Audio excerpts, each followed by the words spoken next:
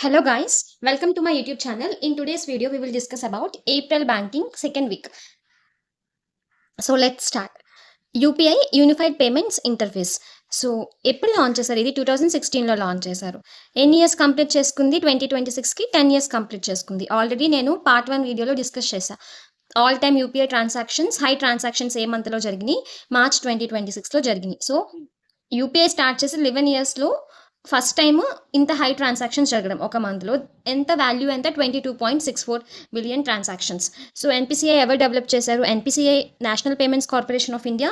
And ఎవరు regulate చేస్తారు? RBI. యూపీఐ ఇండియాతో పాటు ఇంకా వేరే నేషన్స్, వేరే కంట్రీస్ కూడా అడాప్ట్ చేసుకున్నాయి. So UAE, Singapore, Bhutan, Nepal, Sri Lanka, Mauritius, Qatar and France, ఇవి కంట్రీస్ ఏవైతే యూపీఐని అడాప్ట్ చేసుకున్నాయో. Next first European country France. యూరోప్లో ఫస్ట్ కంట్రీ ఏంటి ఈ యూపీఐని అడాప్ట్ చేసుకున్నది? That is France. Next RBI new norms for government NBFCs upper layer. So NBFCs అంటే non banking financial companies. So non banking financial కంపెనీస్లో upper లేయర్లోకి వెళ్ళాలి అంటే వాటి వాల్యూ ఎంత ఉండాలంట? మోర్ దెన్ 1 ట్రిలియన్ ఉండాలంట. వాటి అసెట్ వాల్యూ ఎంత ఉండాలి? More than 1 trillion. అలా ఉన్న ఎన్బిఎఫ్సిస్ ఏవైతే ఉన్నాయో అవి అప్పర్ లేయర్లోకి కేటగిరైజ్ అవుతాయి. సో ఆ అప్పర్ లేయర్లో ఉన్న కంపెనీస్కి కొత్త రూల్స్ తీసుకొచ్చింది ఆర్బీఐ. ఆ రూల్ ఏంటంటే 5 కాన్సెక్యూటివ్ ఇయర్స్. అంటే ఫర్ ఎగ్జాంపుల్ 2026లో ఒక కంపెనీ అప్పర్ లేయర్లోకి ఎలిజిబుల్ అయింది, ఆ కేటగిరీలోకి వెళ్ళింది అంటే మోర్ దెన్ 1 ట్రిలియన్ అసెట్ వాల్యూతో. అలా వెళ్ళిన ఏ ఎన్బిఎఫ్సి ఏదైతే ఉందో అది కంటిన్యూస్గా 2031 వరకు 5 ఇయర్స్ లాక్ అయిపోయి ఉంటుంది ఆ అప్పర్ లేయర్లోనే. సో 5 కాన్సెక్యూటివ్ ఇయర్స్ కంటిన్యూస్గా ఎన్బిఎఫ్సి అప్పర్ లేయర్ అని ఫిక్స్ అయిపోతుంది. ఆ అసెట్ వాల్యూ తగ్గినా పెరిగిన తర్వాత. సో 2026లో అది asset value more than 1 trillion ఉంది. 2027లో తగ్గిపోయింది. కానీ ఆ ఎన్బిఎఫ్సి అప్పర్ లేయర్ అనే ట్యాగ్ మాత్రం పోదు. 5 కాన్సెక్యూటివ్ ఇయర్స్ అట్లనే ఉంటుందంట, అది లాక్ అయిపోతుంది. So this is about the new నామ్. Next financial intelligent unit, FIU. అది ఎవరితో ఎంఓయూ సైన్ చేసింది? ఇండియన్ సైబర్ క్రైమ్ కోఆర్డినేటర్తో. సో సైబర్ క్రైమ్ వాళ్ళతో ఎందుకు ఎంఓయూ సైన్ చేస్తారు? అది ఫైనాన్షియల్ వాళ్ళు అంటే ఫైనాన్సెస్ ప్రాపర్గా రీచ్ అవ్వాలి, ఫ్రాడ్ ఏం జరగకూడదు, ఫ్రాడ్ డిటెక్ట్ చేయడానికి, డేటా ప్రాపర్గా షేర్ చేయడానికి, ఎటువంటి లీకేజ్ లేకుండా, for all these things. So next axis bank on banking net. Axis bank ఏదైతే ఉందో అది బ్యాంకింగ్ నెట్ పోర్టల్లో యాడ్ అయింది. ఇది ఒక పోర్టల్. సో ఎవరి పోర్టల్ ఇది? ఎన్బిబిఎల్ పోర్టల్. ఎన్బిబిఎల్ అంటే national payment corporation of India యొక్క బ్రాంచ్. అదేంటి? NPCI Bharat bill payment limited. So ఎన్బిబిఎల్లో బ్యాంకింగ్ కనెక్ట్ అని ఒక పోర్టల్ ఉంది. ఆ బ్యాంకింగ్ కనెక్ట్ అనే పోర్టల్లో 8 బ్యాంక్స్ ఉన్నాయి, 11 పేమెంట్ అగ్రిగేటర్స్ ఉన్నాయి. పేమెంట్ అగ్రిగేటర్స్ అంటే పేటిఎం, గూగుల్ పే, ఇవన్నీ. సో ఫోన్పే, ఇంకా చాలా ఉన్నాయి, మన ఫేమస్ ఇవి, అందుకే ఇవి మనకు తెలుసు. సో ఈ 11 పేమెంట్ అగ్రిగేటర్స్ ఉన్నాయి, 8 బ్యాంక్స్ ఉన్నాయి. అందులో ఈ యాక్సిస్ బ్యాంక్ కూడా యాడ్ అయింది. ఇట్లా ఈ ఎన్బిసిఐ భారత్ బిల్ పేమెంట్ లిమిటెడ్ బ్యాంక్స్కి కొంచెం ఫాస్ట్గా ట్రాన్సాక్షన్స్ జరగడం, అంటే డేటా లీక్ అవ్వకుండా ఉండడం, సెక్యూరిటీ ఉండడం, ఇట్లాంటివన్నీ ఈ బ్యాంకింగ్ కనెక్ట్ పోర్టల్లో ఉన్న బ్యాంక్స్కి ప్లస్ పాయింట్స్. సో అదంతా కాదు, బ్యాంకింగ్ కనెక్ట్ పోర్టల్ ఎవరిది పోర్టల్ అంటే ఎన్బిబిఎల్ది. ఎన్బిబిఎల్ అంటే NPCI Bharat bill pay limited. So ఇందులో ఏ బ్యాంక్ యాడ్ అయింది అంటే యాక్సిస్ బ్యాంక్. నెక్స్ట్ పీపీఎఫ్ఏఎస్, పరంపరిక్ ఫైనాన్షియల్ అడ్వైజరీ సర్వీసెస్. సో ఇది ఒక అసెట్ మేనేజ్మెంట్ కంపెనీ. ఏంటి? Parag financial advisory services.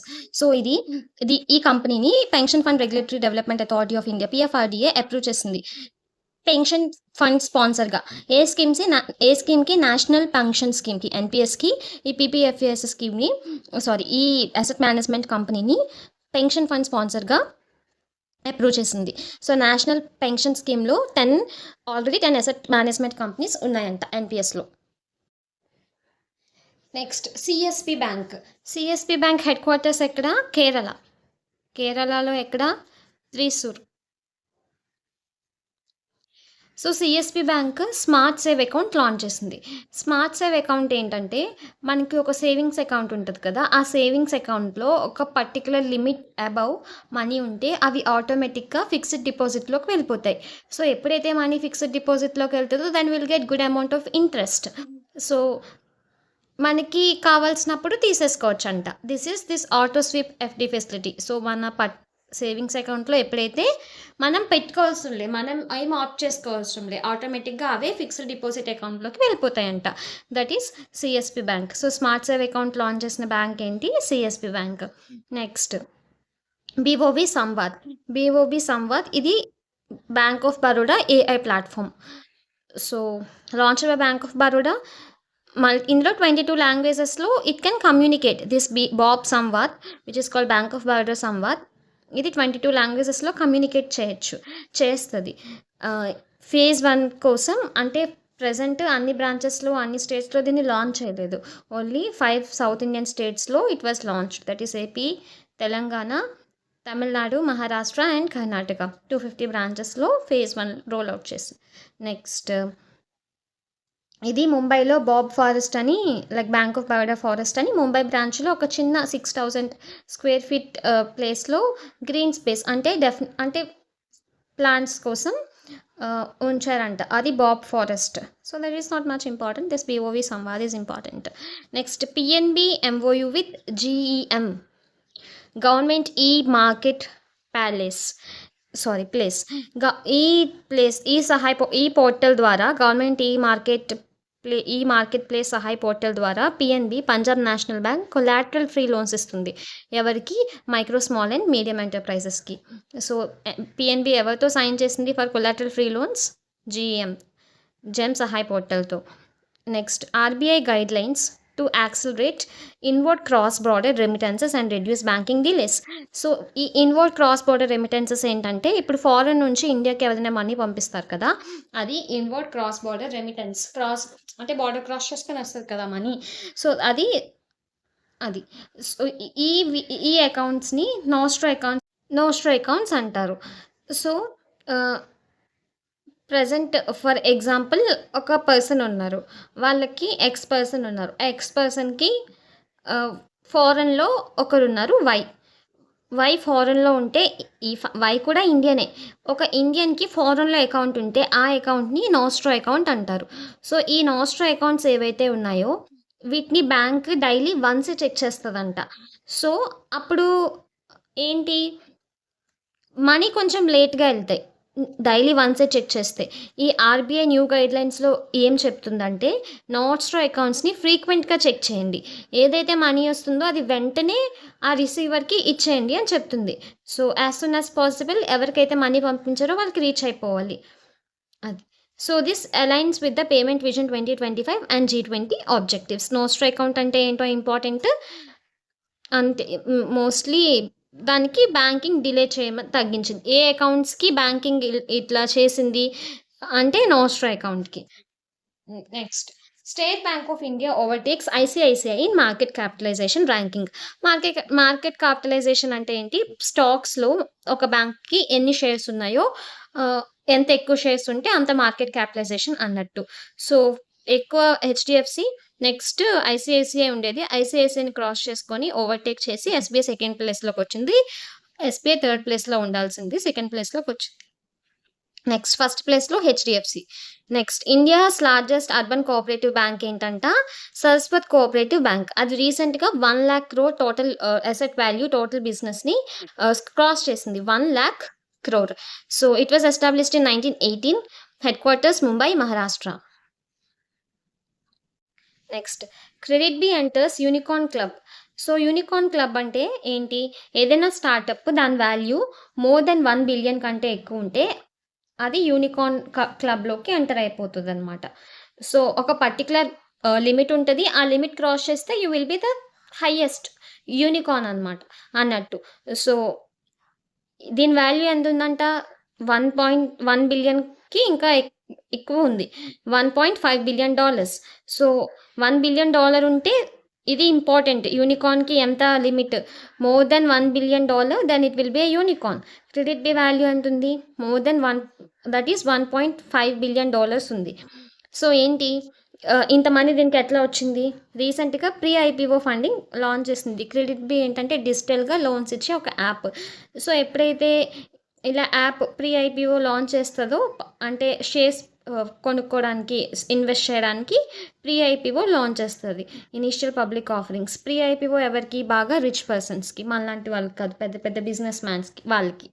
So అలా ప్రీ ఐపీఓ రౌండ్లో పెద్ద పెద్ద బిజినెస్ పీపుల్ అందరూ చాలా మనీ ఇన్వెస్ట్ చేసేస్తారు క్రెడిట్ బీలో. So they believed that KreditBee will reach heights అని they believed and they invested. So అలా 280 million ఇన్వెస్ట్ చేశాక దీని వాల్యూ అలా పెరిగిపోయి యూనికార్న్ అయిపోయింది. సో ఇది మనకి లైక్ కామన్ పీపుల్కి కూడా ఐపీఓ లాంచ్ చేస్తుంది. కానీ ఈ ఇయర్ ఎండింగ్ కానీ నెక్స్ట్ ఇయర్ స్టార్టింగ్ కానీ it's is not much important. So 2026లో జనవరిలో జస్పే యూనికార్న్ అయిందంట. Juspay is from India. నేసా తర్వాత KreditBee. So third company in 2026 to enter into unicorn club. So Indian fintech lo second one.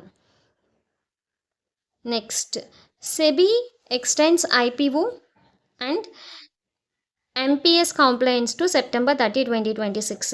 So ఏంటంటే ఏదైనా కంపెనీని SEBI approve చేశాక 12 months లోపు లేదా 12 months లోపు ఓ 12 months దాటకోకముందే అది ఐపీఓ రిలీజ్ చేయాలి. ఐపీఓ అంటే మనం కూడా షేర్స్ కొనుక్కోవడానికి అది ఐపీఓస్ రిలీజ్ చేయాలి. What is initial public offerings I guess. So మనం కూడా దానిలో షేర్స్ కొనుక్కోవడానికి అలో చేయాలి 12 monthsలో. మినిమం పబ్లిక్ షేరింగ్ అనమాట. అది 25% ఉండాలి. మినిమం పబ్లిక్ షేరింగ్ ఎంత ఉండాలి? 25% ఉండాలి. సో ఇక్కడ కండిషన్స్ ఏం బాగాలేదు కదా. సో సెబీ ఏం చెప్పింది అంటే ఒకవేళ మీ డెడ్ లైన్ April 1 నుంచి September 30 లోపు ఉంటే 2020 లైక్ ఒకవేళ మీ కంపెనీకి ఐపీఓ ఎండ్ డేట్ ఇట్లా మీరు మేలో కానీ జూన్లో కానీ అట్లా కంప్లీట్ అయిపోతున్నట్టయితే 12 months మీకు టైం ఎక్స్టెండ్ చేశారు. September 30 వరకు టైం ఉంది మీకు. April 1 తర్వాత నుంచి ఏ డేట్లో మీ ఐపీఓ డేట్ ఎండ్ అయిపోతున్నా లైక్ 12 months ఎండ్ అయిపోతున్నా ఆ డెడ్ లైన్ ఇప్పుడు ఇంక్రీజ్ చేసింది, ఎక్స్టెండ్ చేసింది September 30 వరకు ఐపీఓస్ రిలీజ్ చేయడానికి. This is the date extension line. Next, DBS bank India, DBS aspire premium banking service. So ఇట్లాంటి ప్రీమియం బ్యాంకింగ్ సర్వీసెస్ అన్ని రిచ్ పీపుల్ కోసం. HNWI అంటే హై నెట్ వర్త్ ఇండివిజువల్స్ కోసం, U అంటే ultra high net worth individuals కోసం ఈ premium banking services. So like కొన్ని charges తగ్గుతాయి. ఇంకా 4x కార్డ్ ఉంటుంది కదా, దాని మీద 0 ఛార్జెస్ ఉంటాయంట. ఇంకా కొన్ని బెనిఫిట్స్ ఉంటాయి ఈ ఆస్పైర్ ప్రీమియం బ్యాంకింగ్ సర్వీసెస్ ఉంటాయి. ఈ ఆస్పైర్ కార్డు ఉంటే వాళ్ళకి ఈ సర్వీస్ ఇస్తుంది అనమాట. ఎవరికి? బాగా నెట్వర్త్ ఉన్న ఇండివిజువల్స్కి. So limited, for example if you want to join this DBS aspire programme, that is the premium service of DBS bank. ఇందులో జాయిన్ అవ్వాలనుకుంటే మినిమం మనం మంత్కి 2 lakhs బ్యాలెన్స్ మెయింటైన్ చేయాలి. టోటల్ రిలేషన్షిప్ వాల్యూ అంటే DBS బ్యాంక్లో మనకి షేర్స్లో కానీ ఇంకా షేర్స్లో, ఫిక్స్డ్ డిపాజిట్స్లో, అకౌంట్లో మొత్తం కలిపి 10 lakhs రిలేషన్షిప్ వాల్యూ ఉండాలి. మినిమం 2 lakhs బ్యాలెన్స్ మెయింటైన్ చేయాలి. అప్పుడు మనం ఈ హై నెట్వర్త్ ఇండివిజువల్ కేటగిరీలో వచ్చి మనకి ఈ ప్రీమియం బ్యాంకింగ్ సర్వీసెస్ అవైల్ చేసుకోవచ్చు. అప్పుడు మనకి అలో చేస్తారు. Okay. Next, Canara HSBC life insurance company promise for health అని ఒక ఇన్సూరెన్స్ ప్లాన్ లాంచ్ చేస్తుంది. ఇదేంటి? Unit linked insurance plan. అంటే మనం ఇన్సూరెన్స్కి పే చేసే మనీ ఏదైతే ఉందో అది స్టాక్స్లో కూడా ఇన్వెస్ట్ చేస్తారంట. సో అలా ఇన్వెస్ట్ చేసే దానికి 0 charges అంట. ఈ ప్లాన్లో 3 వేరియంట్స్ ఉన్నాయి. Promise for health maximiser, same promise for health shield, promise for health long life. So maximiser అంటే షేర్స్లో ఎక్కువ ఇన్వెస్ట్ చేస్తారంట మనం ఏదైతే మనీ ఇన్సూరెన్స్ రూపంలో పే చేస్తున్నాము. ఈ షీల్డ్ అంటే మన డెత్ ప్రొటెక్షన్ అట్లాంటివి. దానికి ఎక్కువ అంటే మన కావాల్సిన దాన్ని బట్టి they will put our money in to that. ఒకవేళ మనకి షేర్స్లో ఎక్కువ కావాలి అనుకుంటే they will put in shares. మనకి ప్రొటెక్షన్ ఎక్కువ, అంటే మనం చనిపోయిన తర్వాత ఆ మనీకి ప్రొటెక్షన్ అట్లా ఇవ్వాలి అన్నట్టయితే దే విల్ డూ దట్. ఇలా 3 టైప్ ఆఫ్ ప్లాన్స్ ఉన్నాయి. లేదు లాంగ్ లైఫ్ ఒక 100 సంవత్సరాల వరకు, 90 సంవత్సరాల వరకు నాకు ఈ ప్లాన్ కావాలి అంటే దట్ ఈస్ ఆల్సో అవైలబుల్. 3 వేరియంట్స్లో దిస్ అవైలబుల్. సో ఎవరెవరు? Canara and HSBC. Next, so PM Mudra Yojana. 11 years complete చేసుకుంది. ముద్రా యోజన 3 పిల్లర్స్ ఏంటి? Banking the unbanked, securing the unsecured, funding the unfunded. So Mudra loans కేటగిరీస్లో 4 డిఫరెంట్ టైప్ ఆఫ్ కేటగిరీస్ ఉన్నాయి. Shishu, Kishor, Tarun and Tarun plus. So వాటి limits ఏంటి? లేదు మీకు 50K వరకు లోన్ కావాలి అంటే దాని నేమ్ ఏంటి? శిశు లోన్. కిషోర్ అంటే 50K to 5 lakhs. తరుణ్ అంటే 5 lakh to 10 lakh. Tarun plus అంటే 10 to 20. So this is loan categories. So ఈ లోన్లో 67% లోన్ బెనిఫిషియర్స్ ఎవరు? విమెనే ఉన్నారంట 67%. ఇంకా 1/5. సో ఈ టోటల్ కంప్లీట్ ఎన్ని లోన్స్ అయితే తీసుకున్నారో టిల్ నౌ, ఆ లోన్స్లో 1/5 of the loans first time entrepreneurs తీసుకున్నారంట. ఎస్సీ, ఓబీసీస్ వీళ్ళు 51% లోన్స్ తీసుకున్నారంట టోటల్గా. So this is important. This classification Shishu, Kishor, Tarun ఇదంతా స్టాటిక్ పార్ట్లోకి వస్తుంది. అంటే 11 ఇయర్స్ కంప్లీట్ అయింది మెన్షన్ చేశారు. అప్డేటెడ్ ఇన్ఫర్మేషన్ లైక్ ఈ టైంకి 67% విమెన్ తీసుకున్నారు. 1/5 లోన్స్ ఫస్ట్ టైం అంటారు. ఇదంతా updated information. But this static portion of Mudra is very important. Next, Bajaj alternative investment management limited. దీనికి బజాజ్ ఇది ఒక ఏ కంపెనీ? ఆల్టర్నేటివ్ ఇన్వెస్ట్మెంట్ అంటే డిఫరెంట్ షేర్స్లో మన మనీని ఇన్వెస్ట్ చేస్తుంది. దానికి సెబీ నుంచి అప్రూవల్ వచ్చింది. దేని కింద? పోర్ట్ఫోలియో మేనేజ్మెంట్ సర్వీసెస్కి. సో మన పోర్ట్ఫోలియో అంటే ఫర్ ఎగ్జాంపుల్ బాగా డబ్బులు ఉన్నాయి మనకి, కానీ మనకు నాలెడ్జ్ లేదు. మన మనీ ఎక్కడ ఇన్వెస్ట్ చేయాలి, ఎక్కడ ఇన్వెస్ట్ చేస్తే ఎక్కువ మనీ వస్తాయి అన్న నాలెడ్జ్ మనకు లేదు. వీళ్ళకి ఈ Bajaj alternative investment plan limited ఈ కంపెనీకి సెబీ అప్రూవల్ ఇచ్చింది. Now you can go for portfolio management services. అంటే మన మనీని వాళ్ళే ఇన్వెస్ట్ చేస్తారు. వాళ్ళకి తెలుస్తుంది ఏ షేర్స్లో పెడితే బాగా మార్కెట్ని బాగా అనలైజ్ చేసి మనం ఇంత పే చేస్తే ఒక ఫీజు ఉంటుంది. ఆ ఫీజు పే చేస్తే they will invest are money in good places and will get profit out of that. అంటే మన మనీని మొత్తం వాళ్ళు మేనేజ్ చేస్తారు. ఎందుకంటే మనం మేనేజ్ చేయలేం, మనం చాలా బిజీగా ఉంటాం. So they will manage. So ఇది ఆబ్వియస్గా కామన్ పీపుల్ దగ్గర అంత మనీ ఉండదు. This is for high net worth individuals and ultra high net worth individuals. Next, Razorpay ఏదైతే ఉందో అది ఓపెన్ ఏఐతో పార్ట్నర్షిప్ చేసింది. ఎందుకు చేసింది? సో ఆటోమేటిక్గా ఏ బిల్ట్ యాప్స్ ఉంటాయి కదా, వాటిలో పేమెంట్ సిస్టమ్ కూడా ఇంటిగ్రేట్ చేయాలి అంటే, సో ఈ రేజర్ పే అందులో ఇంటిగ్రేట్ చేయడానికి లైక్ ఫోన్పే ఇవన్నీ లైక్ రేజర్ పే కూడా అలాగే. సో ఓపెన్ ఏఐతో రేజర్ పే పార్ట్నర్షిప్ చేసింది for instant payment integration in AI built apps. So this is about the second week. ఒకవేళ మీకు వీడియో హెల్ప్ఫుల్ అనిపిస్తే సబ్స్క్రైబ్ చేసుకోండి. బెల్ ఐకాన్ ఉంటుంది పక్కన చిన్నగా, దాన్ని ప్రెస్ చేయండి. అండ్ సో దట్ నేను వీడియో పోస్ట్ చేసినప్పుడు you will get notification and you can watch. తర్వాత లైక్ చేయండి so that it Boost me up and motivate me to make some more videos and share it with your friends who are preparing. So thank you. We'll see you in the next video.